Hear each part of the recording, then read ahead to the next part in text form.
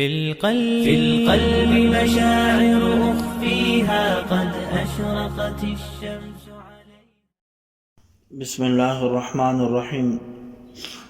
حضرت ابو درداء رضی اللہ تعالیٰ عنہ سے روایت ہے کہ نبی کریم صلی اللہ علیہ وسلم نے ارشاد فرمایا، جو اللہ کے راستے میں روزہ رکھے اللہ تعالیٰ اس کے اور جہنم کے درمیان ایک اتنی بڑی خندق آڑ کر دیتا ہے جس کی مسافت آسمان اور زمین کے درمیان ہے۔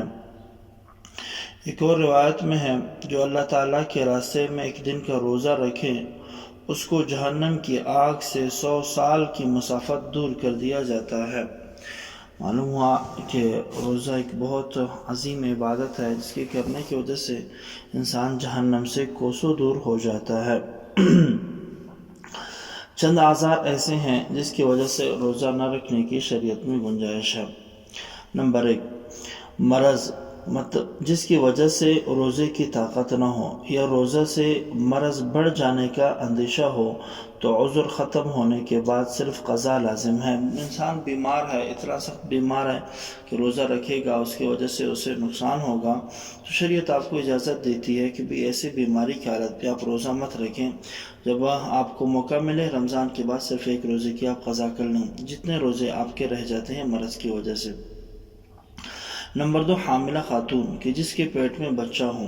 اور اسی طرح دودھ پلانے والی عورت جن کو روزے سے اپنی جان یا بچے کو ایذا تکلیف پہنچنے کا اندیشہ ہو تو روزہ نہ رکھنا ان کے لیے بھی جائز ہے۔ لیکن جیسے عذر ختم ہو جائے گا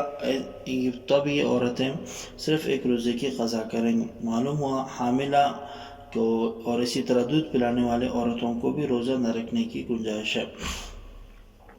نمبر 3، شرعی مسافر یعنی ایسے سفر میں کہ جس میں اس کو نماز میں قصر کا حکم ہوتا ہے تو اس کے لیے روزہ نہ رکھنا جائز ہے۔ مقیم ہونے کے بعد قضا ضروری ہوگی، یعنی کہ آپ سفر پہ جا رہے ہیں، آپ کہیں دور آپ کا سفر کا ارادہ ہے، تو جب آپ مسافر جائیں، چھوٹے موٹے سفر نہیں کہ آپ قریب قریب جا رہے ہیں، اس کی وجہ سے تو آپ روزہ رکھیں گے، لیکن اگر سفر شرعی پہ آپ جا رہے ہیں پھر آپ کو روزہ نہ رکھنے کی گنجائش ہے۔ تاہم اگر شدید ضرورت نہ ہو تو روزہ رکھنا افضل ہے اور یہی عزیمت ہے۔ نمبر 4، ایسے بوڑھا یا بوڑھی، ضعیف، کمزور، عمر رسیدہ عورتیں یا مرد جو روزہ نہ رکھ سکتے ہوں وہ بھی معذور کہلاتے ہیں۔ وہ ایسے جو بوڑھے ہوتے ہیں وہ اپنے ہر دن کے روزے کے عوض فدیہ دے دیا کریں کسی غریب کو، اور فدیے کی جو مقدار ہوتی ہے وہ فطرانے کے بقدر ہوتی ہے، یعنی کہ فطرانہ جتنا ہوگا اتنا ہی وہ جو ہے پھر فدیہ اللہ کے راستے میں غریبوں کو دیں گے۔ لیکن یہ کہ اگر بڑھاپے کی وجہ سے تو فی الحال کمزور ہیں،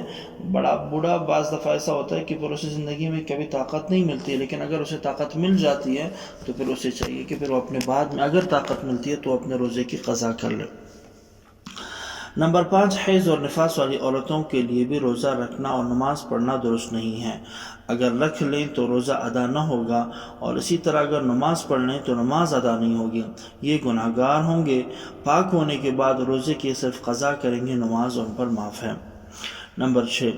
بھوک اور پیاس کی اتنی شدت ہو کہ اگر کسی نقصان کا خطرہ ہو تو اس صورت میں بھی روزہ توڑنے کی گنجائش ہے۔ ان تمام صورتوں میں صرف ایک قضا لازم ہوگی، کفارہ لازم نہیں۔ بعض دفعہ ایک اہم مسئلہ ہے کہ عورتیں دوائی استعمال کرتی ہیں کہ جس کی وجہ سے ان کا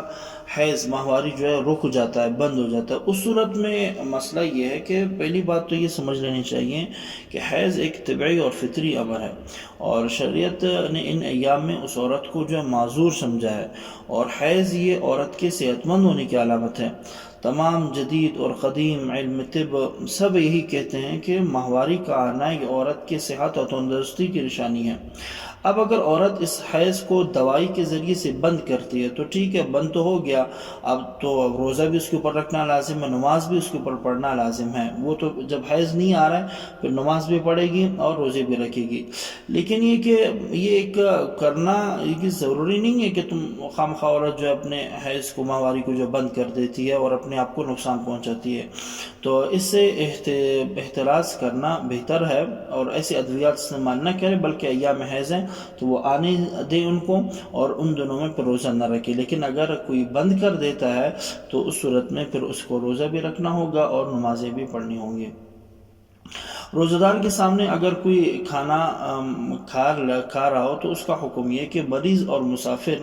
کیونکہ مریض بھی روزہ نہیں رکھ سکتا ہے، مسافر پہ بھی روزہ معاف ہے، حیض نفاس والے عورتیں ہیں، عذر شرعی کی بنا پر روزہ نہ رکھنا اور کھانا پینا ان کے لیے جائز تو ہے، لیکن رمضان کے احترام کی وجہ سے روزہ داروں کے سامنے انہیں نہیں کھانا چاہیے، بلکہ پوشیدہ طور پر کھانا پینا چاہیے تاکہ رمضان مبارک کا احترام